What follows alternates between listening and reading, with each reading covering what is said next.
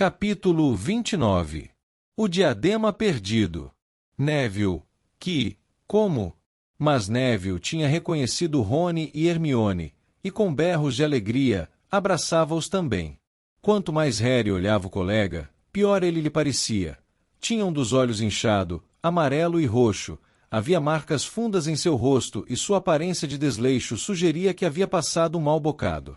Contudo, suas feições maltratadas irradiavam felicidade quando soltou Hermione e disse mais uma vez: "Eu sabia que você viria. Sempre disse ao Simas que era uma questão de tempo." "Neville, que aconteceu com você?" "Que? Isso?" Ele menosprezou os ferimentos, sacudindo a cabeça. "Isto não é nada. Simas está pior, você verá." "Vamos andando, então?" Ele se virou para Aberforth. "Abby, talvez haja mais umas 2 pessoas a caminho." "Mais umas 2 pessoas?" exclamou Aberforth em tom ameaçador. "Como assim, mais umas 2 pessoas, Longbottom?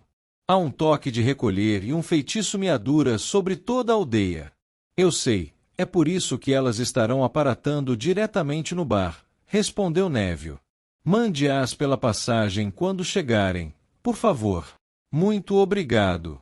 Neville esticou a mão para Hermione e a ajudou a subir no console, e dali para o túnel. Rony a seguiu e depois Neville. Harry se dirigiu a Aberforth.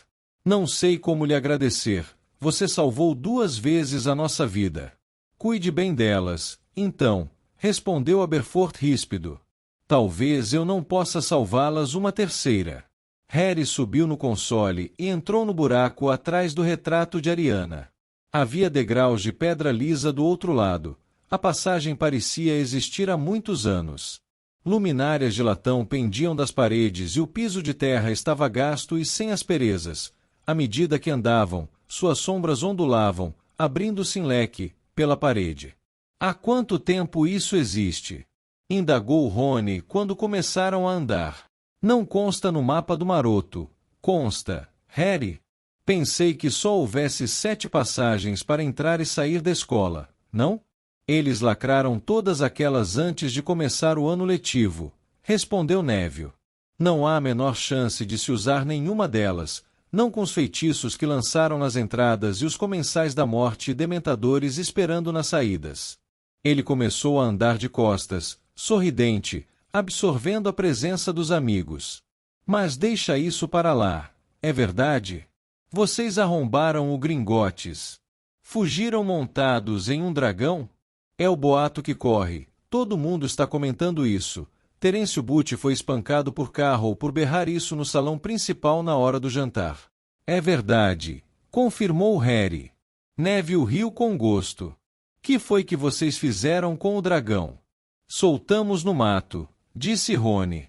Hermione era a favor de adotá-lo como bicho de estimação. "Não exagere, Rony." "Mas que tem feito?" "As pessoas andaram dizendo que você estava apenas fugindo, Harry, mas acho que não. Acho que esteve armando alguma coisa." "Você acertou, mas nos fale sobre Hogwarts, Neville. Ficamos sem notícias." "Tem estado, bem, realmente não parece mais Hogwarts," disse Neville, o sorriso desaparecendo do seu rosto. "Você ouviu falar dos Carroll? Os 2 comensais da morte que estão ensinando aí? Eles fazem mais do que ensinar. São responsáveis por toda a disciplina, e gostam de castigar, os Carroll. Como a Umbridge. Perto dos 2, ela é boazinha. Os outros professores têm ordem de nos mandar para eles quando fazemos alguma coisa errada, mas não mandam, se puderem evitar. Dá para perceber que eles odeiam os 2 tanto quanto nós. Amico, o cara, ensina o que costumava ser defesa contra as artes das trevas, só que agora é apenas artes das trevas. Temos que praticar a maldição Cruciatus nos alunos que ganharam detenções." As vozes de Harry, Rony e Hermione ecoaram em uníssono pela passagem. "Isso mesmo," confirmou Neville. "Foi assim que ganhei esse."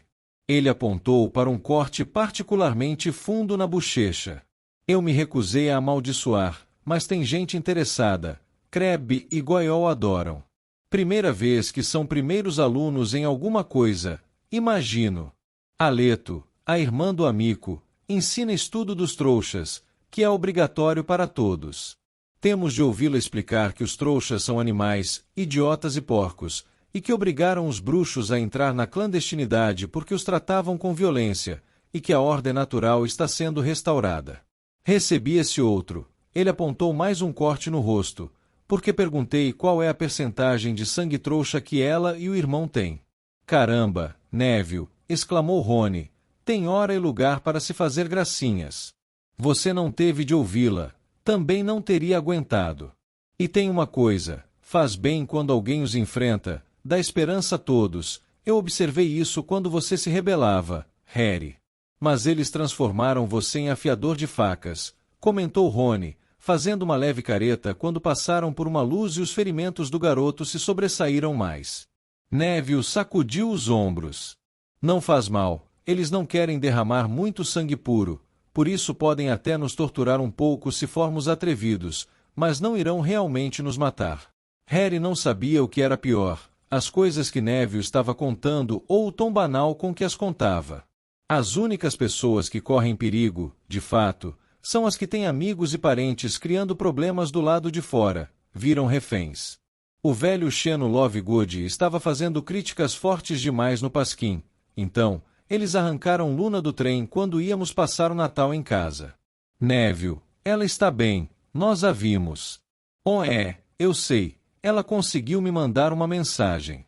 Ele tirou do bolso uma moeda dourada, e nela Harry reconheceu um dos galeões falsos que os membros da armada de Dumbledore usavam para trocar mensagens entre si. Elas têm sido ótimas, disse Neville sorrindo para Hermione. Os Carroll nunca sacaram como nos comunicávamos, e ficaram enlouquecidos. Costumávamos sair escondidos à noite e rabiscar nas paredes, armada de Dumbledore, o recrutamento continua, e outras coisas do gênero, o Snape odiava. Vocês costumavam?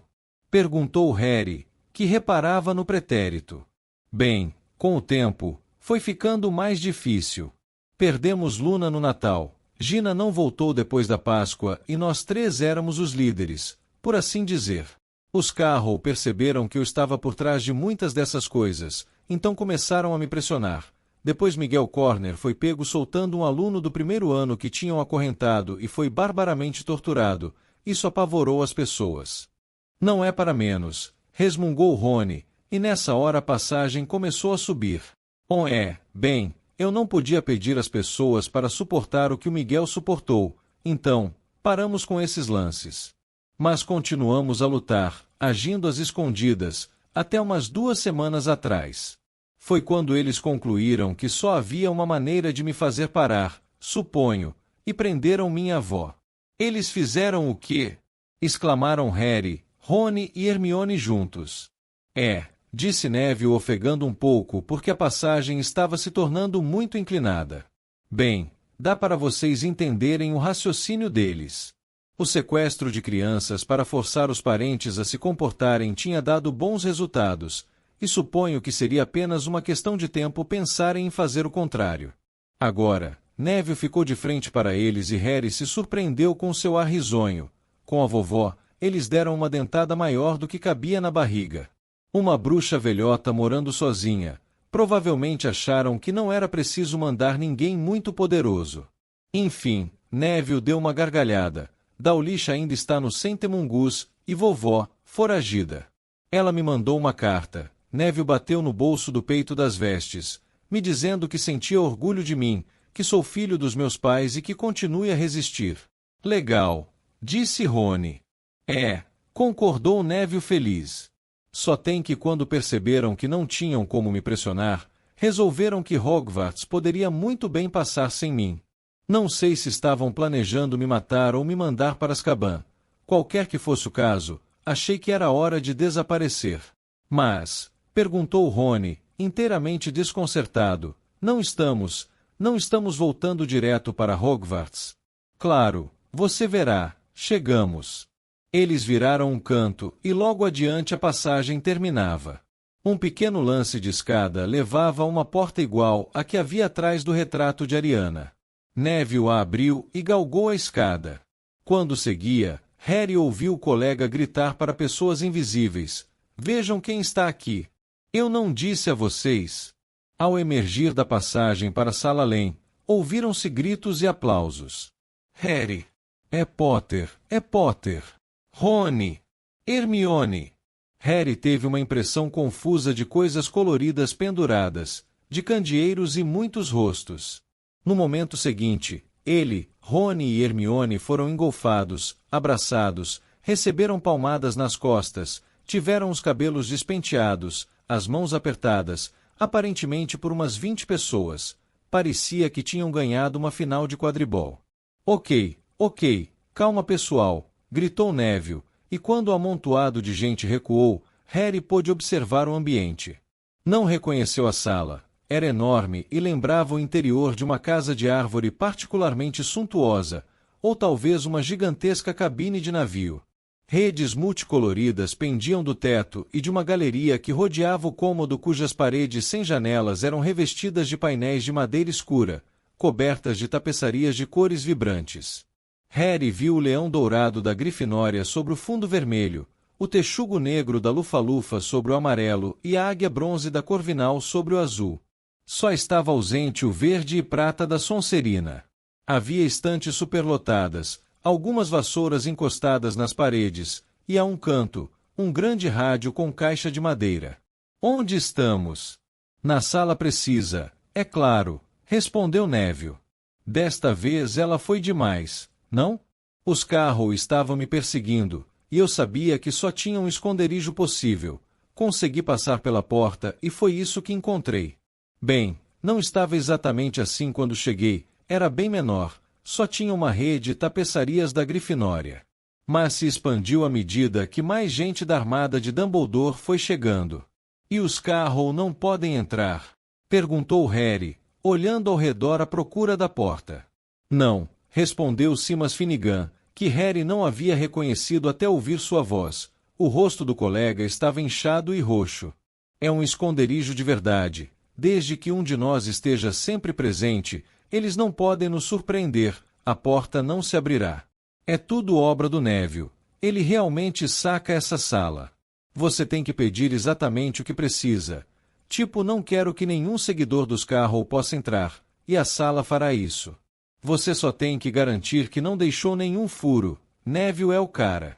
Na realidade, não tem mistério, disse Neville modestamente. Eu já estava aqui fazia um dia e meio, louco de fome. Desejei arranjar o que comer e a passagem para o Cabeça de Javali se abriu. Entrei por ela e deparei com Aberforth. Ele tem nos fornecido comida, porque, por alguma razão, essa é a única coisa que a sala não faz.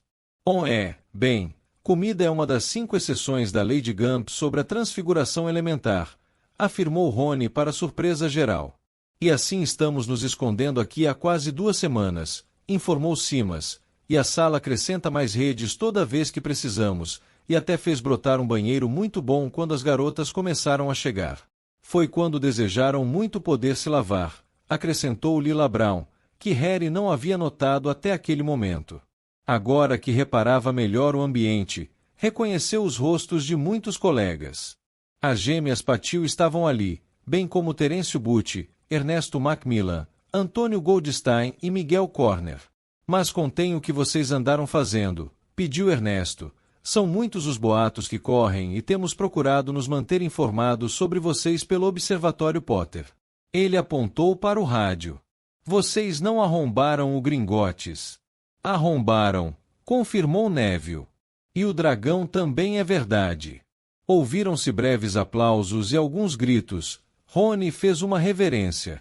O que estavam procurando? Perguntou Seamus ansioso.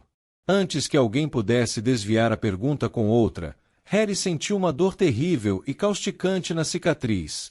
Ao se virar rapidamente de costas para os rostos curiosos e extasiados, a sala precisa desapareceu, e ele se viu parado no interior de um casebre de pedra, em ruínas, as tábuas podres do assoalho arrancadas aos seus pés, uma caixa de ouro desenterrada aberta e vazia ao lado de um buraco, e o berro de fúria de Voldemort vibrou em sua cabeça. Com enorme esforço, ele se retirou da mente de Voldemort e voltou ao lugar em que estava, na sala precisa, oscilando, o suor porejando em seu rosto e Rony sustentando-o em pé. Você está bem, Harry? Ele ouviu Neville perguntar. Quer se sentar? Imagino que esteja cansado, não? Não, respondeu Harry. Ele olhou para Rony e Hermione, tentando-lhes comunicar, mudamente, que Voldemort acabava de descobrir a perda de uma de suas Horcruxes. O tempo estava se esgotando depressa. Se Voldemort decidisse visitar Hogwarts em seguida, eles perderiam sua oportunidade. Temos que ir andando, falou, e as expressões dos colegas revelaram compreensão. O que vamos fazer, então, Harry? Perguntou Simas. Qual é o plano? Plano? Repetiu Harry. Ele estava exercendo toda a sua força de vontade para não se deixar sucumbir à fúria de Voldemort. Sua cicatriz continuava a queimar. Bem, tem uma coisa que nós, Rony, Hermione e eu, precisamos fazer, e depois temos que sair daqui. Ninguém mais estava rindo nem aplaudindo. Neville pareceu aturdido. Como assim sair daqui? Não viemos para ficar, respondeu Harry, esfregando a cicatriz, tentando suavizar a dor. Tem uma coisa importante que precisamos fazer. O que é? Eu não posso dizer. Seguiram-se murmúrios de desagrado a essa notícia. As sobrancelhas de Neville se contraíram. Por que não pode nos dizer? É alguma coisa ligada à luta contra você sabe quem, certo? Bem, é. Então nós o ajudaremos. Os outros membros da armada de Dumbledore assentiram, alguns entusiasticamente, outros solenemente. Uns dois se levantaram de suas cadeiras para demonstrar sua disposição de agir imediatamente. Você não está entendendo. Pareceu-lhe ter repetido aquilo muitas vezes nas últimas horas. Nós não podemos dizer, temos que fazer isso, sozinhos. Por quê? Perguntou Neville. Por quê? Em seu desespero para começar a procurar a Horcrux restante, ou, pelo menos, ter uma conversa particular com Rony e Hermione para decidir por onde começar a busca, Harry teve dificuldade em pensar. Sua cicatriz ainda queimava. Dumbledore nos encarregou de uma tarefa, que não devíamos comentar. Quer dizer, ele queria que a fizéssemos, só nós três. Nós somos a armada dele, insistiu Neville. A armada de Dumbledore. Estivemos todos unidos nisso. Temos continuado a resistir enquanto vocês três estiveram lá fora sozinhos. Não tem sido exatamente um piquenique, disse Rony. Eu nunca disse que foi, mas não vejo por que não podem confiar na gente. Todos nesta sala estiveram lutando e acabaram aqui porque estavam sendo caçados pelos Carroll. Todos aqui provaram sua lealdade a Dumbledore, lealdade a você. Escute, começou Harry, sem saber o que ia dizer, mas não importava. A porta do túnel acabava de abrir às suas costas. Recebemos sua mensagem, Neville. Olá, vocês três. Achamos que deviam estar aqui. Eram Luna e Dino. Simas deu um urro de prazer e correu a abraçar o seu melhor amigo. Oi, pessoal. Cumprimentou Luna feliz. Que ótimo estar aqui de novo. Luna, disse Harry perturbado. Que está fazendo aqui? Como foi? Pedi a ela para vir, respondeu Neville, mostrando o galeão falso. Prometi a ela e a Gina que, se você voltasse, eu avisaria. Todos pensamos que a sua volta significaria realmente uma revolução. Que íamos derrubar Snape e os Carroll. Claro que é isso que significa, confirmou Luna animada. Não é, Harry? Vamos expulsá-los de Hogwarts à força? Escutem, disse Harry, com uma crescente sensação de pânico. Sinto muito, mas não foi para isso que voltamos. Tem uma coisa que precisamos fazer e depois. Vocês vão nos deixar nessa confusão? Quis saber Miguel Corner. Não, protestou Rony. O que estamos fazendo vai acabar beneficiando todo mundo. Estamos tentando nos livrar de você sabe quem. Então nos deixe ajudar, exclamou Neville irritado. Queremos participar. Houve novo ruído atrás deles, e Harry se virou. Seu coração pareceu parar. Gina vinha agora passando pelo buraco na parede, seguida de perto por Fred, George e Lino Jordan. Gina deu a Harry um sorriso radiante. ele tinha esquecido ou, então, nunca havia apreciado realmente como era bonita, mas nunca tinha sentido menos satisfação em vê-la. Aberforth está ficando meio rabugento, comentou Fred, acenando em resposta aos vários gritos de saudação. Ele quer dormir, e aquilo virou uma estação de trem. O queixo de Harry caiu. Logo atrás de Lino Jordan vinha sua antiga namorada, Cho Chang. Ela sorriu. Recebi a mensagem, disse ela, erguendo seu galeão falso, e atravessou a sala para se sentar ao lado de Miguel Corner. Então, qual é o plano, Harry? Perguntou George. Não há nenhum, respondeu Harry, ainda desorientado pela repentina aparição de tanta gente, incapaz de aprender tudo aquilo, enquanto sua cicatriz continuava a queimar barbaramente. Vai improvisar à medida que formos indo, é isso? É o que mais gosto, comentou Fred. Você tem que fazer isso parar, disse Harry a Neville. Para que chamou todos de volta. Isto é uma insanidade. Vamos lutar, não é? Perguntou Dino, tirando do bolso o galeão falso. A mensagem dizia que Harry tinha voltado e que íamos lutar. Mas vou precisar de uma varinha. Você não tem varinha? Começou Simas. Rony virou-se subitamente para Harry. Por que eles não podem ajudar? Que? Eles podem ajudar. Ele baixou a voz para que ninguém mais pudesse ouvir, exceto Hermione, que estava entre os dois. Não sabemos onde a coisa está. Precisamos encontrá-la depressa. Não temos que dizer a eles que é uma Horcrux. Harry olhou de Rony para Hermione, que murmurou. Acho que Rony tem razão. Nem sabemos o que estamos procurando. Precisamos deles. E ao ver que Harry parecia em dúvida. Você não tem que fazer tudo sozinho. O garoto pensou depressa, sua cicatriz ainda formigando, seu coração ameaçando rachar outra vez. Dumbledore havia-o alertado para não falar sobre as Horcruxes a quem quer que fosse, exceto Rony e Hermione. Segredos e mentiras, foi assim que fomos criados, e alvo, tinha um pendor natural. Estaria virando um Dumbledore, guardando segredos só para si, com medo de confiar? Mas Dumbledore tinha confiado em Snape, e a que isso levou? A morte no topo da torre mais alta. Está bem, disse em voz baixa, para os dois. Ok, dirigiu-se aos que estavam na sala, e todo o barulho cessou. Fred e George, que contavam piadas para divertimento dos que estavam mais próximos, se calaram, e todos olharam atentos, nervosos. Tem uma coisa que precisamos encontrar, começou Harry. Uma coisa que nos ajudará a derrubar você sabe quem. Está aqui em Hogwarts, mas não sabemos onde. Talvez tenha pertencido a Corvinal. Alguém já ouviu falar de um objeto assim? Alguém já topou com algum objeto com uma águia gravada, por exemplo?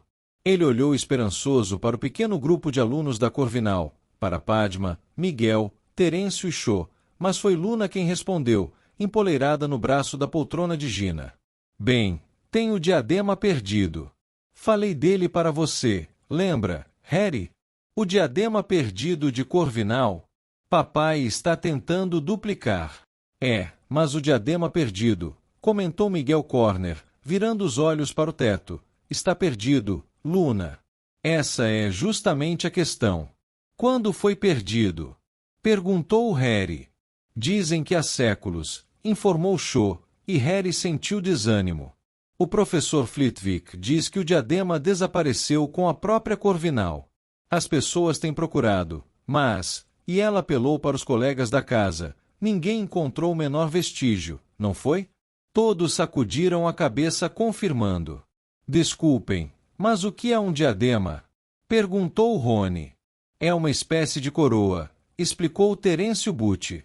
Acreditava-se que o da Corvinal tinha propriedades mágicas, ampliava a sabedoria de quem o usava. Isso, os sifões dos onzóbulos do papai. Mas Harry interrompeu Luna. E nenhum de vocês nunca viu nada parecido. Todos tornaram a sacudir a cabeça. Harry olhou para Rony e Hermione e viu o próprio desapontamento espelhado no rosto deles. Um objeto que tinha se perdido havia tanto tempo, e aparentemente sem deixar vestígio, não parecia um bom candidato a Horcrux escondida no castelo. Porém, Cho retomou a palavra. Se você quiser ver que aparência acreditam ter o diadema, eu posso levá-lo à nossa sala comunal e lhe mostrar. Harry, Corvinal foi esculpida usando. A cicatriz de Harry queimou outra vez. Por um momento a sala precisa flutuou à sua frente, e em seu lugar ele viu a terra escura deslizando sob os pés e sentiu a enorme cobra enrolada em seus ombros. Voldemort estava voando outra vez, fosse para o lago subterrâneo, fosse para ali, para o castelo, ele ignorava, mas tanto fazia, quase não restava tempo. Ele está viajando, disse em voz baixa, para Rony e Hermione. Harry olhou para Cho e tornou a olhar para os amigos.